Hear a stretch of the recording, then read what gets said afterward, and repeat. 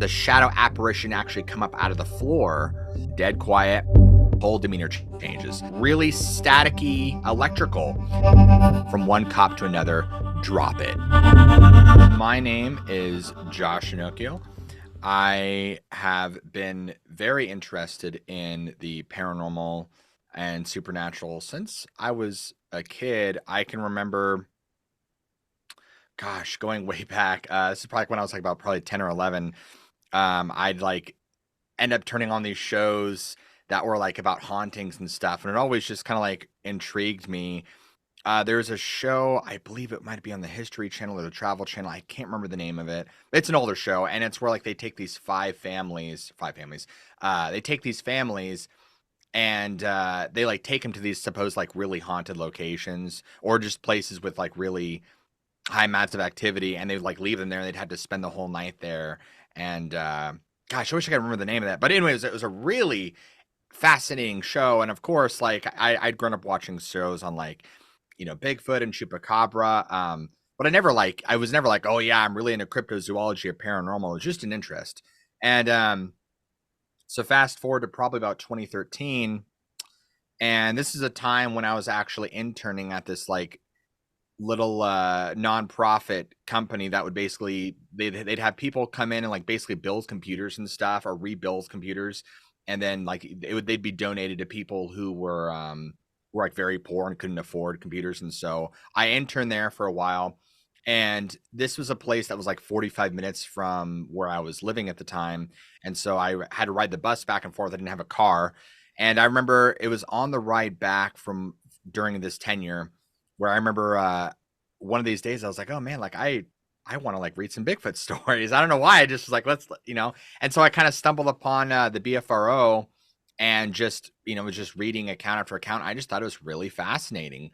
And I remember that was, I wouldn't say it was a tipping point per se, but it was definitely like kind of like got the ball rolling, because shortly after that, I remember finding myself more engrossed in more like written accounts. Specifically, Dogman would come in 2014 when I discovered what that was. I was like, this thing exists? What?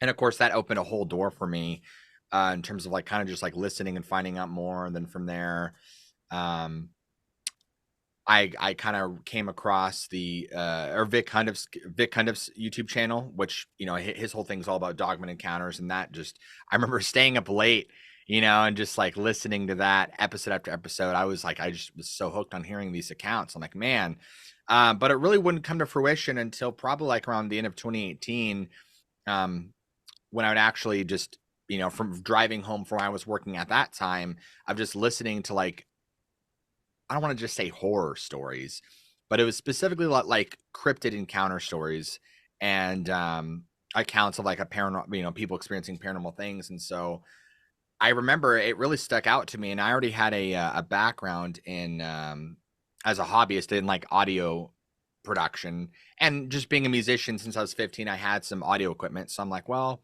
I could do something like this. And so that night, it was like, it's almost been in a year. Or excuse me, it's almost been like 8 years to the day, or 7 years. I don't know how long it's been. 2018. What is that? 6 years? If my math isn't off, 6 years, something like that. And yeah, I remember I came home and I made the channel, and I didn't upload anything for like a week, and I kind of started to do like Dogman stuff. And then over time, I kind of got more into just like focusing on cryptid things, because that's what seemed to really resonate. And then this went on, of course, until like early 2022. And at this point, I had covered so many cryptid stories and just so many things that I'd heard and that people had sent in. And so I'm like, you know what? I want to scale this up. I felt like just doing a voice narration over like a still image, because that's what my videos were at the time. It was so one-dimensional and boring to me that I was really unhappy of where things were. And I'm like, you know what? I want to have a show. I had already been comfortable being on camera, and so I'm like, I want to do.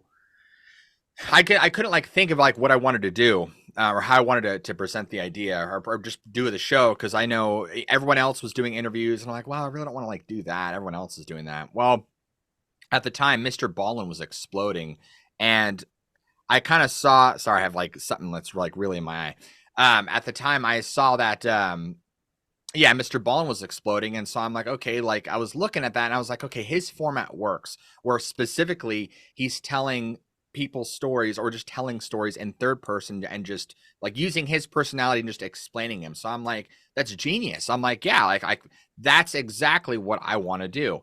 And so I was like, you know what, I'm gonna kind of take that concept and make it my own. And after a while, he started doing like more like missing persons and true crime stuff. And so I was like, you know what? I want to do that with like the cryptid thing and the paranormal thing. And just, I wouldn't say investigating, but like researching these like high profile cases and even like some of the lesser known cases. Like, for example, there's the Latoya Amons case, the Demon House, I think that's what it's called, in Gary, Indiana. Like that's a weird one. That's the house that Zach Baggins bought and then he destroyed. So that's just like one of them. And there's a bunch of other ones that are like definitely not as in the spotlight as many of the other as many of the other ones. And then obviously like national park stuff. And so yeah, I feel like in a nutshell, that's kind of how everything, from like being 10 to like more up to date. That's kind of the long way to get there. So have you ever actually gone out in the field and done the research, or is it primarily just a kind of armchair kind of research that you do? Yeah, I definitely try to keep it without going out in the field, and there's a couple reasons for that. Number one, it was more logistical. Like I just didn't have the time and resources to really go out there. And here's the thing, like if a person's going to go out there and do field research, like you really need to do your due diligence and spend a lot of time researching and talking to people and really gathering data and evidence. And I just didn't have the logistics set up at the time to do that or just the time allotment for that. However, the other piece of that puzzle was just that like there was already everybody else was already doing that as well, right? And then you had like TV shows doing that. You had like like Finding Bigfoot and all these other ones. They were doing the same thing. So it's like, okay, not only am I running into a logistical issue, I'm also running into like, well, I don't want to do what everybody else is doing. And so fortunately for me, I was able to partner up with a genius author in my field. His name is Joshua Cutchin, amazing author. The dude is a walking compendium of knowledge on the supernatural and paranormal. He knows all these sorts of cases, and he has uh, access to like knowledge and databases and accounts that aren't found on the internet through like friends and books. And in fact, the most notable is probably the Albert Rosales database of humanoid encounters that goes back to like the 1400s to like now, of like thousands of stories. So um, basically, long story short is I was able to like how about I use you for like field research and like have you tell me. Basically, I got an expert on my team who can like help me with those things. So yeah, long story short, I try to keep it all in house and not going out. I think it's a little easier. So So tell me, with all of the research, the studying, the I'm sure vast number of cases that you have got yourself invested in reading about or knowing about, what are some of those that you could tell us about that impressed you the most? oh gosh, yeah. All right, I'll start with a few that come to my mind. So for I know this is pre-recorded, but am I? Can you hear me? Okay. Yes, I can hear Oh, you. awesome. Okay, cool. So one of the first ones that comes to my mind is the Hexham Heads case, and that was a case back in the 1970s where this family, I believe it was two children, had dug up these like strange. They weren't plaster. They were made out of like clay or something. These strange heads in their backyard, and I don't remember exactly where in the UK this was. I want to say it was somewhere maybe somewhat close to London. I don't remember exactly, but um, now, what was strange is all the events that transpired after they found these two heads. And the one head was supposedly looking like a boy, and the other one kind of supposed to look like an old hag. They called her the hag. And apparently, the story goes that all this strange supernatural stuff started happening to this family. Like this demonic werewolf apparition would appear at night and like terrify this family, and they would have all the typical, hauntings, like things would fall off the counter and doors would open and close. And so just strange stuff like that would happen. Um, Now they didn't necessarily ascribe those activities to these heads just yet. I think at some point in the story, somebody else had taken the heads, and like that activity stopped for that family. It would happen to this individual who took the heads, and there's also the neighbors of this family who they too described seeing the same werewolf apparition around the exact same time that this family did. And of course, these people had no previous experience or knowledge of the paranormal, occultism, none of that. So it was just like completely. It was a really weird set of circumstances, and of course, just in typical like creepy fashion, the head supposedly got passed around by professor to this person and that person just to try and like figure out what was causing, were these really supernatural or not. And I think it eventually got written off as like, oh, they were made by out of clay by so and so, and they were just buried in the ground. And of course, like the whereabouts of these heads nowadays are unknown. So it's like, ooh, spooky. But one of the things that always like creeps me out is like, you listen back, and this wasn't like some fictitious story. Like these were real families who had real experiences. They were terrified. They have no idea what it was. So it's like it makes you wonder. Anyway, it's a fascinating case. I just kind of gave like the condensed version. If anyone out there listening like wants to go read up on it, I really recommend it. It's a really fascinating story. Another one that comes to my mind is Land Between the Lakes. And that whole there's not one particular case or story. Well, there are a few, but the whole area in general is just wild. And so this is an area that supposedly was known as Land Between the Rivers back pre 1967, if I got that right. Where it was actually made into, I don't think it's not a state park. It's a specific area that is like it's designated for camping and just outdoor recreation. And so it actually kind of sits right. I'm trying to think exactly how I would describe it geographically. Um, I'm drawing a blank here, so maybe you can edit that part out. I can't remember.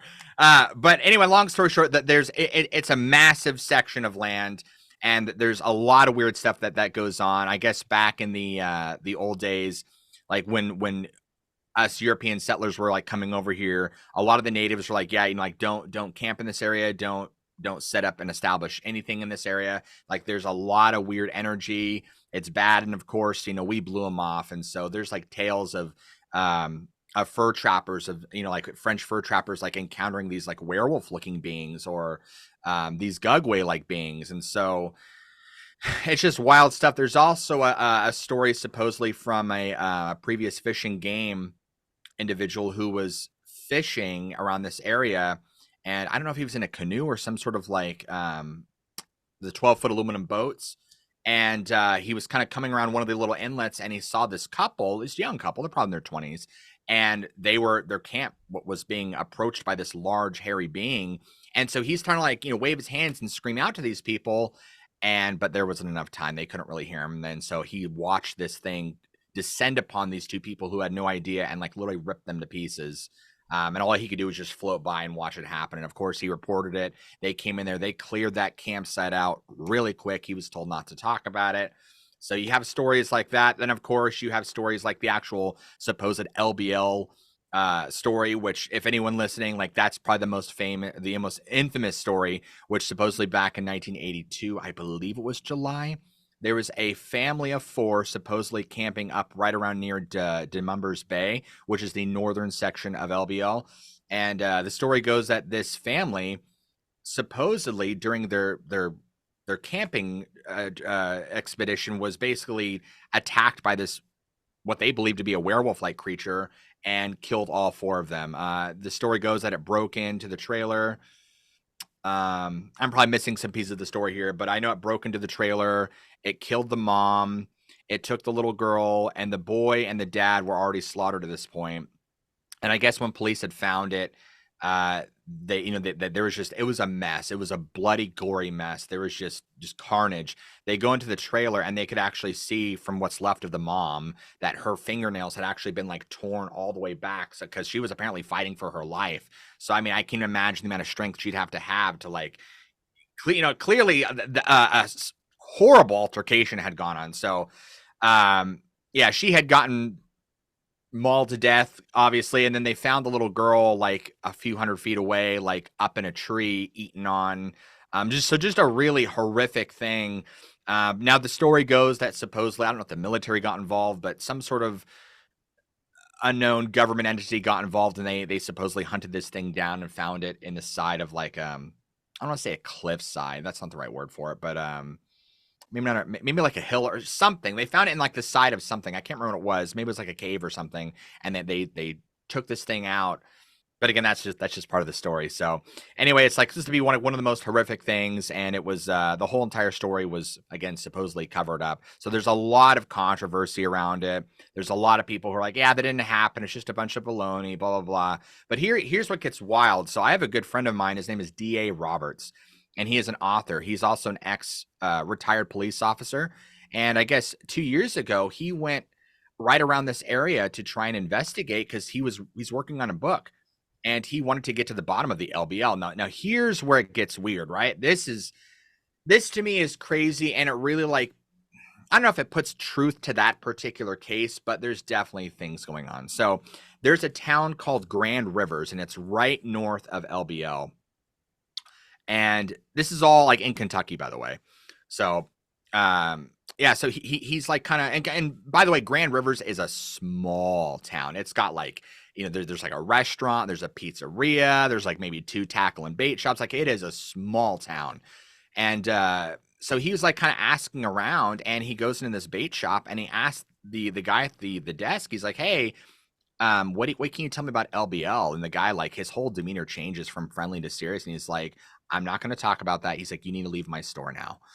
And so that was weird. And so there's another point where Roberts ends up talking to this other guy who turns out he's also a police officer. Now he doesn't know DA is a police officer at this moment, and so he's like, "Oh, what are you doing here?" And DA's like, "Oh yeah, I'm working on writing a book." And he's like, "Oh, that's cool. You working on maybe a book for fishing because there's a lot of fishing around this area." And he's like, "No, actually, I'm actually wanting to dig up more information on the LBL cases." And DA was like, this cop just went dead quiet, and his whole demeanor changes. And then so DA then proceeds to show him his credentials, right? Because he's a retired police officer too. He's like, hey man, he's like, I'm an ex-cop. I'm doing some digging. I'm trying to look for this. And this officer looks at DA and he's like, listen to me. He's like, I want you to understand something, and I want you to listen good. He's like, from one cop to another, drop it. And then he just gets up and walks out.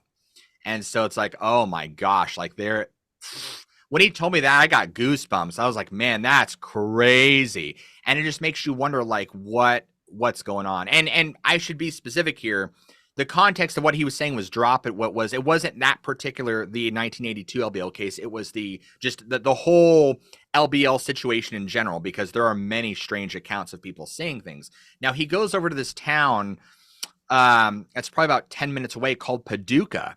And I guess in Paducah, DA was asking around, all these people are like coming up to him, and because he's just talking to people about it, they'd overhear, and they're like, oh, you're talking about LBL.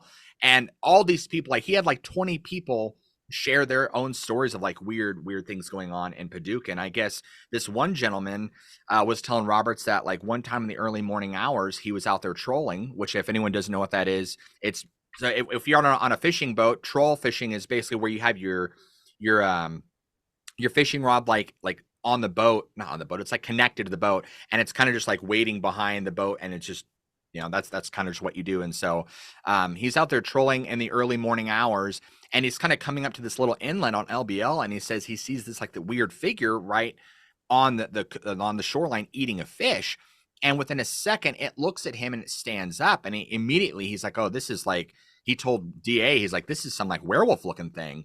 But he told DA that it wasn't like this like hulking Arnold Schwarzenegger looking thing like a lot of people describe it, that it was this really lean, skinny looking creature that it looked like it was built for speed. It was pitch black, not outside. This being was like pitch black, and then immediately jumped in the water and started coming right towards him, swimming in the water. And he said that once it kind of got to about chest deep, it really slowed it down.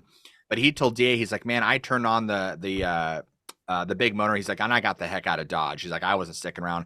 I don't fish around there anymore. I don't fish around there at night or anywhere during the early morning hours. So clearly, like something is going on. There's a lot of weird stuff. And the last one that comes to my mind is obviously like the Martin Groves experience, which for those that don't know, it's been a while since I've heard the entire account, so I'll kind of give everybody the really condensed version. Basically, Martin Groves, he is also a retired law enforcement. I think he was a deputy sheriff, if my memory serves me correctly.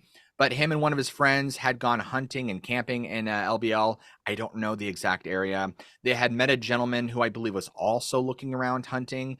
Him and Martin Groves had just made small talk because his other buddy was back at camp. And so, long story short, Martin Groves, he ends the small talk, says his goodbyes. And as he's making his way back to camp, and it's like evening, he starts hearing all these strange sounds. Things get really quiet. He gets back to camp, and then very shortly after, their camp is then basically sieged by a handful of these wolf-like creatures. Some he described were like Bigfoot-like, but had kind of like a wolf-like face, and then others he described were wolf-like. It's really horrific. And if I'm remembering right, he shot at one of these things. They didn't stay very long, obviously, just due to the nature of the situation. They both basically got the heck out of Dodge. They jump into the truck, they turn the headlights on, and there's like two or three of these things, like maybe 50 feet away. And so they get out of there, and they do come back in the morning. And I don't exactly remember why they came back, but they did come back. And I remember that there was like a bunch of like fish and game and like officers there. And of course, they're getting like questioned, like, what are you guys doing? I almost wonder if part of the reason he came back is just because he's in law enforcement. I don't exactly remember. I'd have to re-listen to the account. It's been a minute. But I guess what had happened, and this is like what's crazy, is the gentleman that he was talking to, the like what, not even at this point, gosh, maybe not even 18 hours prior to this event, maybe even 12. Apparently, they had found the guy. He was dead. Apparently, what had happened was this guy had been ripped, not like, kicked out, not pulled, violently ripped out of his vehicle, drug off into the woods, and like eaten on. He was ripped apart and eaten on by some, they don't know what. And the Fish and Game and Wildlife and every law enforcement agency that was dealing with what they were being really weird about it. They were telling Martin, like, don't talk about it, forget you heard anything, forget you saw anything, just shut up. Especially like when Martin was like, hey, like, here's what happened to us, like, you guys need to do something. And so anyway, they were just like, really, they're trying to cover the whole thing up. Yeah, in a nutshell, that's Martin's experience. So yeah, like I said, LBL is probably like one of the biggest things that sticks out in my mind. Obviously that there's Werewolf Springs. Werewolf Springs is another one. I don't know if I know it's right near Montgomery Bell State Park. That's another area too, like we're back in the 1800s. Supposedly this, maybe it was this, I think it was 1800s. Yeah, this is when slavery was still existing, that this master and his manservant were in a wagon. They had been basically hearing something trailing them and following them. They knew they weren't going to be able to outrun it because it was getting close. So I guess they like got out of the wagon. They tried to outrun it. At some point or another, the manservant was actually like attacked by this thing and ripped apart and eaten on. And so I guess the master had brought like people back to like try and shoot it and kill it. They encountered it, and in the midst of gunfire, 3 other guys were missing. So then they end up contracting this like big game hunter who was like, oh yeah, like, I take down zebra, I take down rhino, I take down lion, like whatever. I do this kind of stuff in Africa all the time. It's fine. I got this. We're good. Right. Total complete assurance that like he's got it under control. Well, he goes out to the same section of the woods for like a few days, doesn't really encounter anything. And so he's held up in this cabin. And I guess like over the course of the night, this werewolf creature finds him, breaks into the cabin, and is literally like trying to kill him. And so apparently he's like up in the rafters, like shooting at this thing as this thing's like trying to like get to him. I don't recall if it like attacked him or if it like almost killed him. But it sounds like it almost killed him. And it left as soon as daylight came. And after that, he's like, nope, I'm done. I ain't dealing with it anymore. You guys are on your own. This is beyond my pay grade, basically. And so, yeah. And obviously since then, there's been all sorts of like weird tales of like werewolf-like creatures around the area, which is also really interesting because that whole area, like if you look at it, it's pretty, it's there's, if you just look at it, like there's not really a reason why anything would allude to it being like spooky or dangerous, but it's like it got the name Werewolf Springs for a reason. So yeah. And then obviously, if you go up north, there's Nahanni Valley, which again, this is just another one that comes to my mind. There's a lot of weird stories around that of them finding specifically like gold miners headless. And that's a whole really interesting story to research. So apparently, like back in the early 1900s, late 1800s, I think it was mainly the early 1900s. A few of us had gone over there to like mine for gold, and it, kind of like the LBL situation where a lot of the natives were like, "Listen, like this area is not safe. Don't go here. Like there's weird energy. It's just not a good place to be. There's things going on that are beyond what we call the seen realm. You know, like it's not safe. And of course, like screw it, we're gonna go get gold. And I can't recall every bit of the story, but long story short, they had gone back in to find some of these missing gold miners and people who were like panning for gold, and they'd find like their bodies like completely headless and just so there's just a lot of weird stuff going on. Anyway, those are like some of the ones that like immediately pop in my mind. If you want me to dig for more, I can. So Well, tell me, in all of this, these stories that you've heard, do you think Dogman and the werewolf that you refer to it are the same? no, my understanding, based on my research, based on my beliefs, but primarily based on my research, is that dogmen, or what people refer to as cynocephali, are completely different than werewolves. And I know if anyone listens to this, they might be like, "Wait, what do you mean? How are they different?" Well, first off, let's address both. So you have dogmen, cynocephali, whatever you want to call them. These are known as dog-headed canine humanoids. They come in many different shapes, sizes, and forms. Some are reported as more hyena-like. I've heard some that are more like mastiff, kind of pit bull-like. Others are more German Shepherd, timber wolf-like. I mean, there's just a lot of varieties. I don't really know why and what, but that it is what it is. Those are beings, from what my understanding, they almost seem to be more on the spiritual side, where like they seem to be able to come in and out of this plane of existence. They also can take physical form, and when they're in this plane, they do physical things. For example, like eat, urinate, defecate. They nest, they breed. So again, like an actual living flesh and blood thing, but yet they seem to be able to cloak. They can turn into they can turn corporeal. They seem to be able to come in and out of this existence. I don't know if there's spiritual rules, laws, and regulations they have to follow, but they do seem to be able to manipulate time and space to some sort of degree, judging or excuse me, going off several of the accounts that I've come across in my time. And then of course you have werewolves, which from my understanding and a lot of the understanding of werewolves, you have to look into like the darker side of things. If you talk to any like voodoo priest, or if you talk to people who are very serious and practice occultism, they will tell you, and they all tell you the same thing, that in the spiritual world, blood is a currency.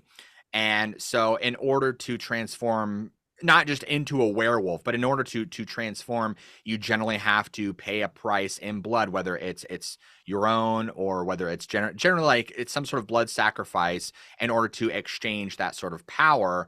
And then from it sounds like evil is over to basically they're allowing themselves to be an instrument to whatever deity or power or spirits they are making the sacrifice to, and in exchange for the blood, which is the sacrifice to these entities, they are then able to allow the user to transform. I think it often comes in the form of just being a wolf or some sort of horrible looking creature. I don't know if it's like, oh, it's under a full moon, it's only for this long and they need to feed. I don't know if there's specifics like that. But if you talk to any voodoo priest or people who practice occultism, this is just, it's a matter of fact. There's no like, it's speculation. Like these things do take place and they do happen, and it's been going on for hundreds, if not thousands of years. There are rituals that take place that they do this.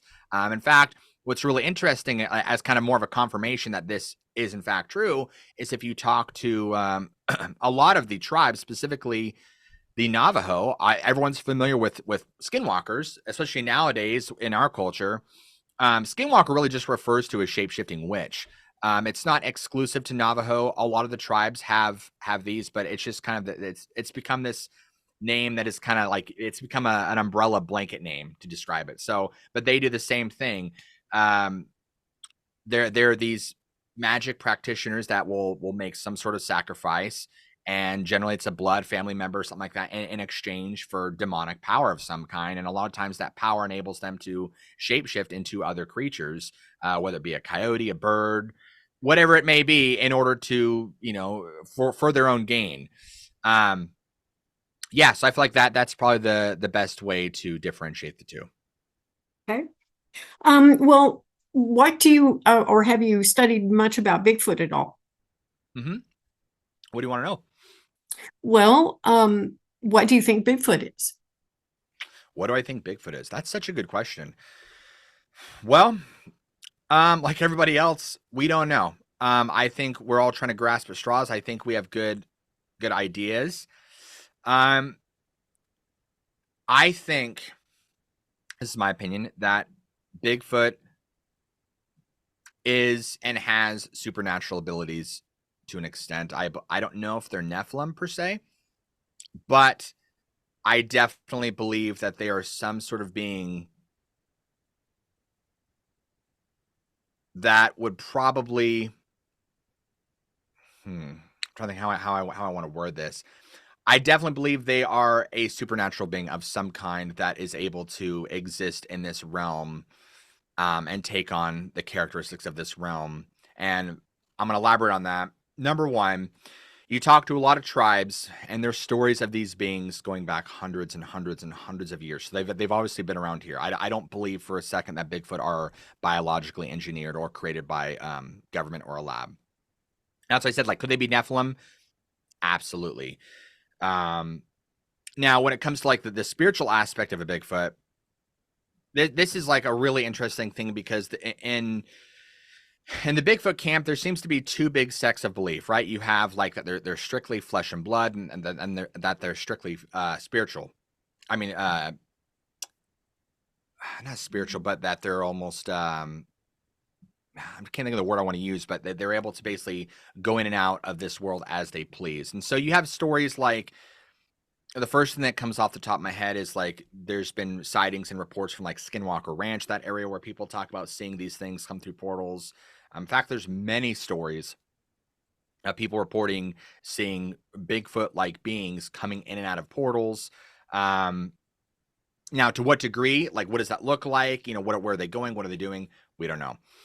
I know, in fact, a good friend of mine, Josh Turner, he shared some wild stories with me, that witnesses have shared with him, where they're like, "Hey, man, like I don't know, I'm an atheist," and they're just like, "Hey, I looked out and I see something like this ripple in like the sky, 20 feet above the ground, and I see this big like gorilla thing jumping out of it and running off into the woods."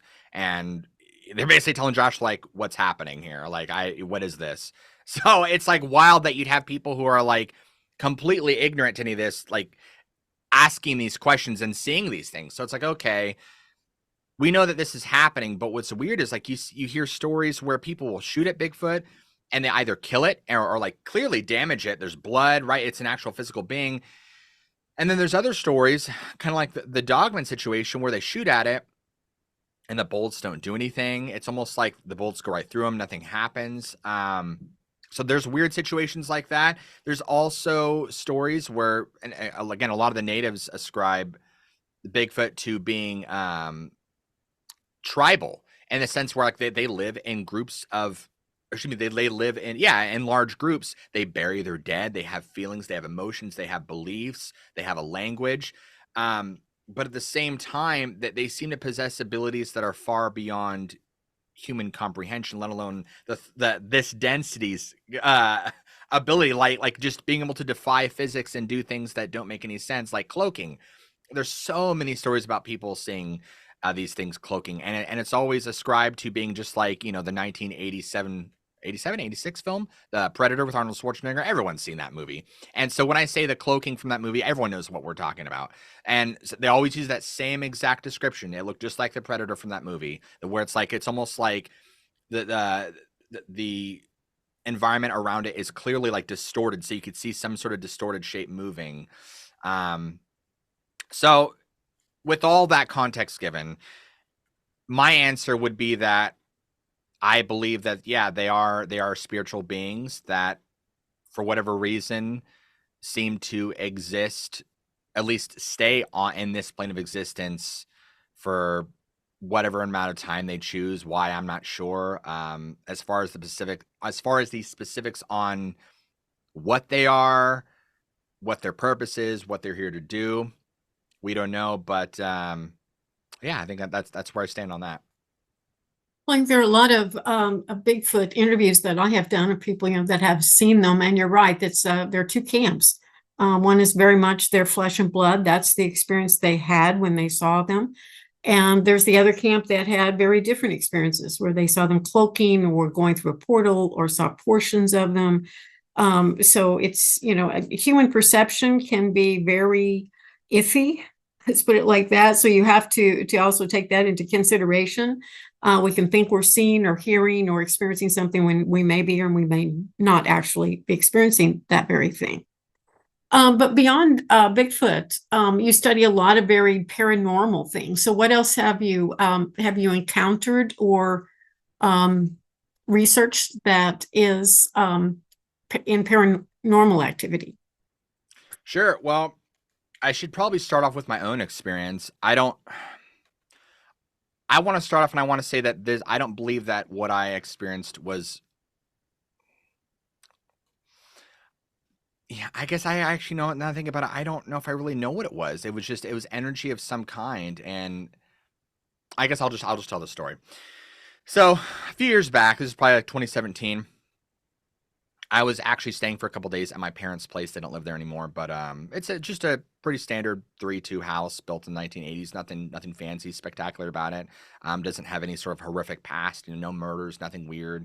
There's never any energy, like nothing out of the ordinary. It was just a regular house with a regular past. Nothing exciting about it. So you walk in, and the layout is like you walk in, you're right in the living room. Directly to your left would be the kitchen. If you're just to keep walking straight from the front door, you'd go down the hallway. And if you get to the end of the hallway and were to stop, directly in front of you would be a door that would lead to my parents' room. If you're to turn to your immediate left, there'd be a bathroom. If you're to turn to your immediate right, it's like a hallway extension, but it's literally maybe 6 feet. And then there'd be like a hallway closet. So you turn to your right and you go right towards the hallway closet. And then now if you go this way, that would lead to the spare bedroom. And then if you were to go left, that would lead to the guest bedroom, which is the room that I often stayed in. And so I was sitting there. I had a little desk set up, and I was on my laptop. And so it was kind of like this, where I'm facing the monitor, and directly behind me is my bedroom door. I have the bed directly to my right here. And at this time, I had a fan, the ceiling fan. It was off. All the windows were closed, and there's a vent underneath my bed. Also, there's nothing going on there, and this is important for in a second. So I'm sitting there, and I don't remember if I was working on something. I think it's kind of irrelevant. I was just engrossed in whatever I was doing at the time. And I'm sitting there, and all of a sudden, just kind of get this feeling. It's always such a strange sensation, but I was like, hey, you just get the feeling like someone's looking at you. And that's exactly what I got. Now, growing up, my dad had always been like a prankster, a jokester. He was always the kind of dad that would if I'm playing guitar, if I'm sitting in my room, whatever, like he would creak open the door and just like stare at me and like do that, just because he's that kind of guy. He's just trying to be funny. And of course I'd look up and like, Dad, get out of here, go. And we'd laugh and, we'd joke. And so he would laugh and close the door. He's done that to me so much growing up. And so I'm sitting here and immediately I'm like, oh, someone's looking at me. And I'm like, oh, it's probably my dad. And so, as this happens, I don't even like think anything of it. So I'm sitting in a chair just like I'm now, and I go to turn all the way around. And as I make a complete 180, I see that the door's closed. So not only is my dad not anywhere around, but the door is completely closed. And so I'm like, that's weird.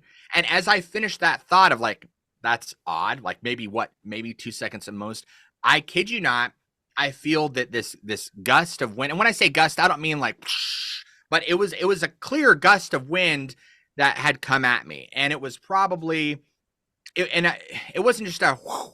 It was like a continuous like breeze coming at me for at least a few seconds. And as soon as it started coming at me, I felt it. I thought in my head, I'm like, this is weird. And I remember thinking, I'm like, this can't be like, what is it? And I looked down at, which I was wearing shorts at the time, and I could actually see the hair on my leg moving in response to the wind. And so I'm like, okay, this is legitimately happening. Like this is weird. And I remember I looked up and the ceiling fan's off. And I turn around and look at the window, it's closed. And so I'm like, that there has to be an explanation. Like this is weird. This is so weird. And keep in mind that like everything that I'm describing to you happening, me being like, oh, my dad's not there, and this is all within like 3 to 5 seconds. And I remember as this is happening, and I'm like, my brain's trying to like, there has to be an explanation. Like this is so crazy.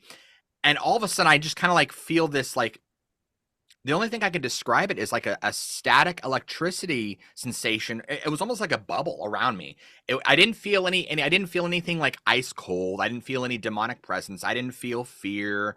I didn't feel comfort or peace. It was just like I didn't feel a presence. It was just like really staticky electrical.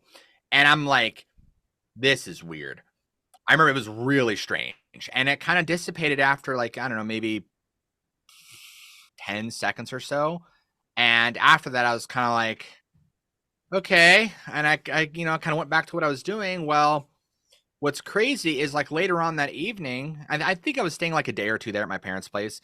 And I remember that evening I had went and I told my mom about it. And I was like, hey, I'm like earlier this afternoon. I'm like, and by the way, this is like in the middle of the afternoon. So it's not like it was at like 3 o'clock in the morning. This was like maybe 2 in the afternoon, right? Bright sunny day. So it's like very odd thing to happen. So maybe I think it was the following day that I told my mom about it. And she's like, well, that's interesting you say that. She's like, because last night, which would have been the night of the day that I had that experience, she's like, she basically described me that this, what she would describe as a shadow apparition actually come up out of the floor. Um, so yeah, it's like, whoa. And we had a couple things that had happened before they had moved there. So back before they'd moved into this house years ago, they lived in this apartment complex, which they had lived in honestly since like I had been in high school. So they had lived there a long time because we moved in this apartment complex. Yeah, when I was a junior in high school. Yeah, so like I said, they lived there a long time, and so um, that apartment is also when I started talking to my current wife, and basically, yeah, talking to her, dating her, getting married, moving on, all those things. And so during this time, my wife and I were dating, and my wife or girlfriend at the time, we were just sitting on my bed, just chit chatting. My door was open, and I remember at the time my dad comes down the hallway and he goes into his bedroom. Which so from my bedroom at this place, if you look out the bedroom door, directly in front of you is like the hallway. Um, well, the hallway goes like this, but the bedroom's like this. So the hallway kind of it's perpendicular, and then my parents' room was like right here. So you can literally like see right if they open their door, you could see right into their room. And so my dad comes down the hallway and goes right into their bedroom. Nothing out of the ordinary.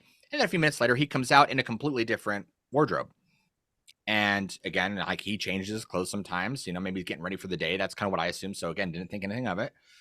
And after we get done talking, I don't know, maybe this is like 15 minutes later. I don't know. Me and my wife go back out there to go ask him a question, I don't know. It was something. I don't remember. So we go back out there to try and talk to him, and I'm like, Dad, why did you change your clothes? And he's like, what are you talking about? Because like when we go back out there, he was back in the clothes that he had changed out of. So I'm like, why did you change your clothes? And when did you do that? And he's looking at me and my wife, and he's like, you guys are whacked out. You guys are on drugs. Like, what are you talking about? And we're like, we would look at each other like, no, we legit saw you go down the hallway.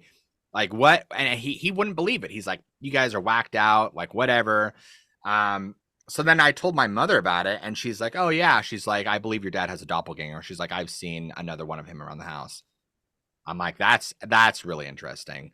And this is only for like a short period of time, maybe for like a couple years that this had happened. That was my only seeing a doppelganger of my father. And even then I don't know how to describe it because it just, nothing was out of the ordinary. And so there's a couple other things that had happened during that time. You had asked about like what other paranormal phenomenon besides cryptids have you looked into? What I find really interesting is shadow people. Now, for the longest time, I never thought like I was like, oh, I don't want to say I didn't believe shadow people because that's not true. But like you hear like these people who have these shadow people experiences, and it's always like them seeing them in the corner of their room, or like these things get on top of them and choke, like really terrifying experiences. And I never had that, but I remember for a time this is probably like 2014 into 2015. I would always see like movement, dark movement out of the corner of my eye. And it happened like once or twice. I never like really paid much attention to it, but it happened maybe like a total, like a handful of times. I'd say anywhere between like 5 to 10, maybe a little more. I'd say no more than like 15, but definitely I'd say probably like closer to like 5, 10, 12, somewhere around there. And I remember like when I studied it a bit more, I guess one of the most common sightings, of seeing shadow in it is just like what I just described to you, where people will see dark, shadowy movement out of the corner of their eye, just out of their peripheral vision. And when they go to look, obviously there's nothing there. And so I was like, that's wild. That's weird. Um, yeah. Then I had another strange thing happen where I was, gosh, it was probably like 3 in the morning. I was sitting out at the dining room table. My back was to the hallway at the time. I was on my laptop because I was like a night owl at the time. I stayed up really late, and I was just doing around, probably just dinking around. I wasn't doing anything paranormal related, nothing like that. I don't even remember what I was doing. Probably like talking to friends or something on like Facebook. I don't know. And I remember sitting there. And at the time, I was sitting in one of those like wooden dining chairs they're very very popular, very common. And these are the kind of chairs that they have an opening towards the lower back and the upper butt part. So like if you're to sit down the wooden part, there's like that opening right here, and then you have the back portion. So I'm sitting like this, hunched over, and I think my shirt's a little bit pulled up. And I remember sitting there, and I all of a sudden I felt this poke right at like it was right above my butt, right on my lower back. And as soon as that happened, I like jumped up out of my chair and I screamed because it startled me. It was so like random. And as soon as I jumped up, immediately my first thought was, I'm like, oh, Dad. And I'm thinking to myself, I'm like, he probably woke up, got down on all fours, and literally crawled down the hallway and just did that to me, just to like prank, because that's totally something my dad would do. He's always been that way. And again, when I turned around, oh, there's nobody here. Like there's nobody around. And so I'm like, okay, well, maybe he's around the corner. So I'm like looking around, nothing. So I remember I run back to the where their bedroom is. Their door's closed. I'm pretty sure I kind of creeped in and looked, and they're both asleep. And so I'm like, that was weird. And it wasn't like, I didn't feel a bony finger. It wasn't ice cold. It was just like, it was like if somebody just went between, they just, poked. It wasn't hard enough to cause pain, but it was a physical poke enough, like someone just, boom, one time to be like, oh, it felt like a human finger. That's why like it made me jump. And it was weird. So what it was, I don't know, but it didn't scare me. It was just weird because I'm like, there's no rational way to explain it. Right. That's why it's called the paranormal, the supernatural. It exceeds the threshold of our understanding of physics and laws in this, third density in this universe. That's why we can't explain it. So it definitely was like, okay, like there's definitely something weird. And so for the longest time, like I never really attributed myself to having supernatural experiences, but like really after a while, I was kind of like, you know what? No, like those are supernatural for sure, because they can't be explained rationally. You dealt with, and like, paired with the other things that were happening around that time. And then obviously, the 2017 thing that I told you about. Yeah. There were things beyond your understanding. Now I've never seen a dogman. I've never seen a Bigfoot. I've never seen a creature, but the last thing that I had happen, I know we're kind of jumping around chronologically, but if we got to kind of go fast forward all the way to the end of my sequence of strange things happening, which would probably be, oh gosh, I want to say this is probably 2017, 2018. This was after the whole static electricity thing happened. This is probably maybe a year and a half later. So at this time I was working at a place that was 45 minutes away from my house. And I was living in a very rural area. And it was a 22-mile drive up to my home. I had to take this long winding road so I was heading northbound. On my right-hand side is like cliffs, it's just mountainy. If you were to veer off the road, you'd smack right into the cliff wall. So, or maybe like a little bit of a ditch and then like trees and then like the kind of cliff wall. So there's like not really a lot of room on this side. And then on the left side, you have a little bit of an embankment and like maybe 20 feet, maybe 30 at most. That's being pretty pretty giving, and then there's the Klickitat River. And so, and this road parallels that river all the way up until I want to say maybe like 15 miles. Then it kind of like breaks off. But anyway, the entire area is very mountainous. Not like Colorado mountains, but it's definitely a lot like hilly, mountainy. It's definitely mountainy enough that you wouldn't have low flying planes for sure. So again, this is probably roughly around 10:15 at night, 10:30 at night. It's dark. There's like no street lights on this road. Again, it's very rural. So really the only headlights come from, your car. And I remember I'm driving, I'm probably like halfway there.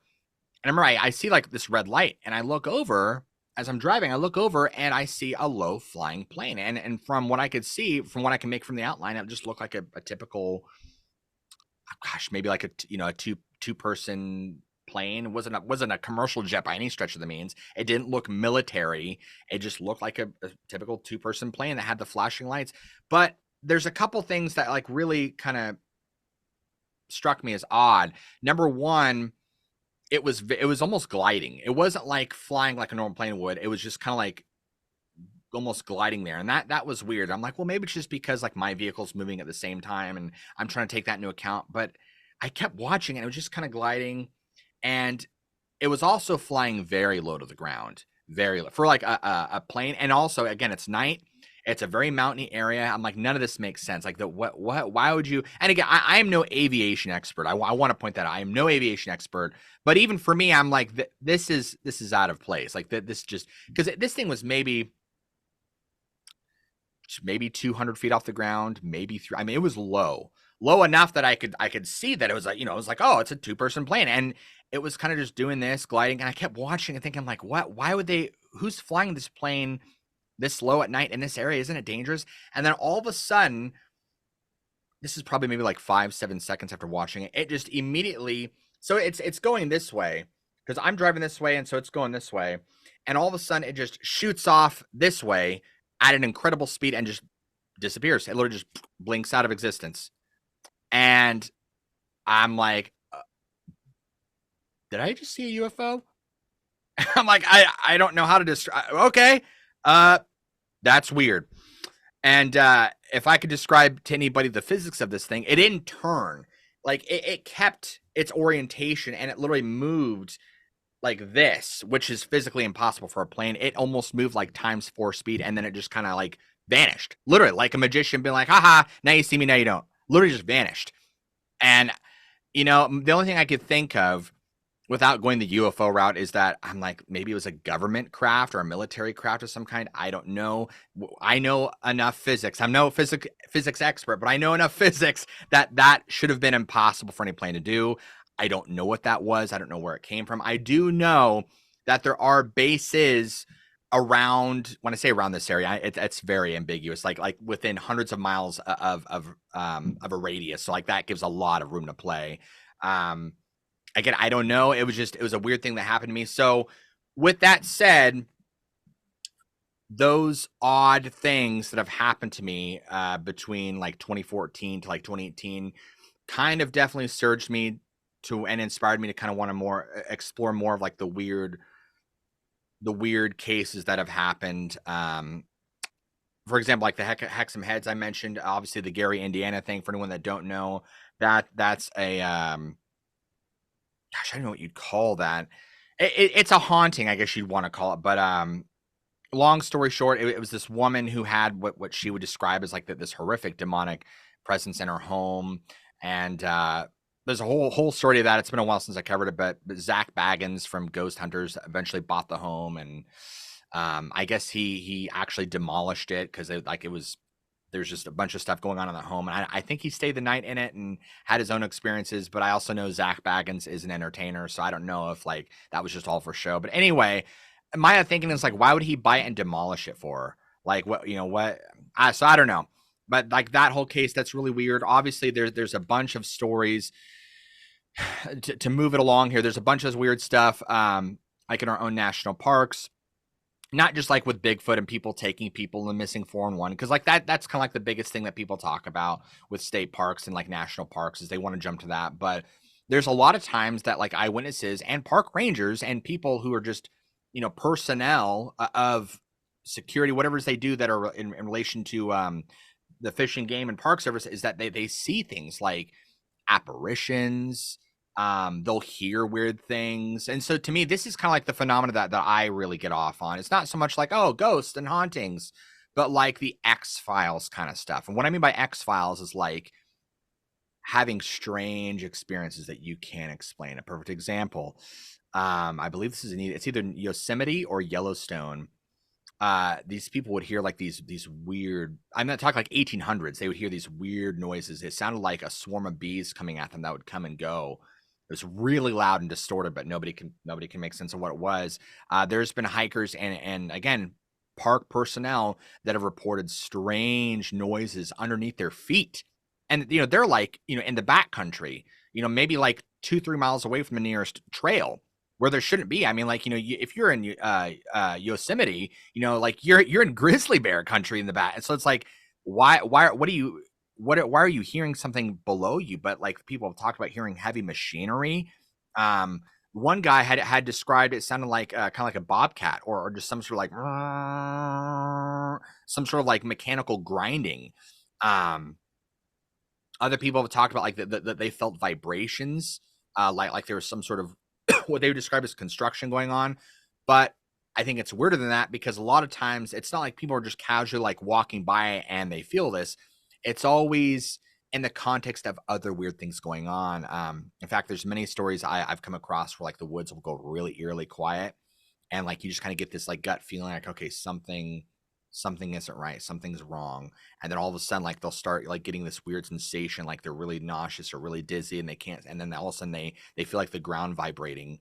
And I don't mean like an earthquake, but I mean like underneath them, like something's under the ground, kind of a situation like that. Or like they hear these strange like metal grinding noises that seem to come from everywhere, not above them but like above them. So just weird things like that. And the thing is, like, a lot of times these out of place noises are never just isolated. They're always accompanied by other strange things that are either happening before, after, or during. So it really just adds like, okay, like what is like there's just some weird things that are happening. Obviously, like I'd mentioned, people have described seeing ghastly apparitions, but that's probably like one of the fewest things that I've heard talked about. Matt Emch, a gentleman who I interviewed about his own dogman experience, he was telling me that over in Beaver Creek State Park, which is in Ohio, people had that was, I believe, that the location of and correct me if I'm wrong, but a very bloody battle with natives. But again, I could be wrong. But there have been sightings of like a war chief riding on his horse, like not like a transparent apparition, but a full on like tomahawk, face paint, or excuse me, war paint. The attire. He, as he's walking by, you could smell the horse. I mean, as real as real can be, and then just vanishing. So it's like,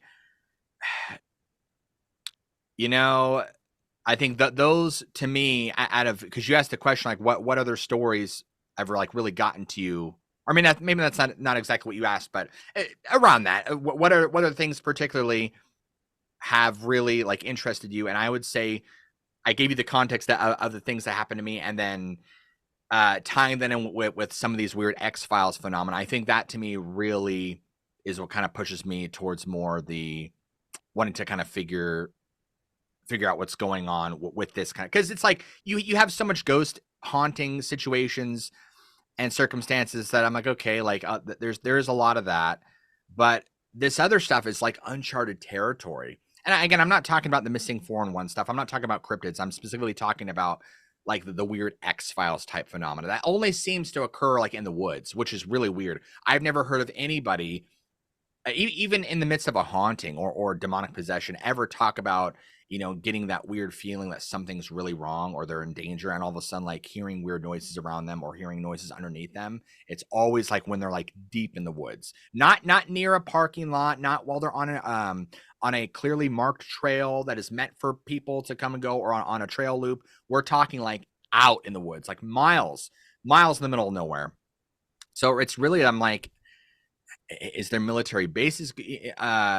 Is there construction? Like, I don't know. I don't know, but it's very fascinating to me. And those are the cases, in my opinion, that really stand out.